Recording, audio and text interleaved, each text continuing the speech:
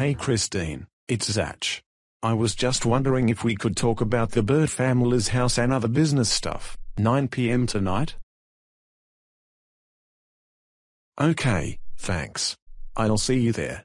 Bye. Aha! That's him! Oh bloody hell. You prick!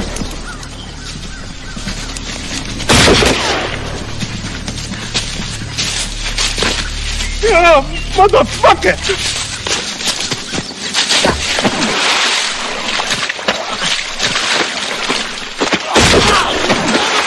Oh, come on, please! Please! Come on! Oh, come on! Oh, no, please! Please! Damn. I sprained my knee. You're gonna die here. At the grave. It's where no one can see you lying there. For God's sake, Howard, you know me. You know who I am. We all know you've been stabbing our backs for a long time. You were not supposed to be affiliated with those gangsters. The Bird family are not gangsters. They are innocent civilians. I may have bankrupted them to inherit the money, but I regretted it. Just like siding with the Bird family.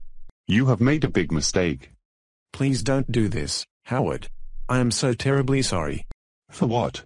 Betraying our mafia? Our loyalty? And the respect we gave you?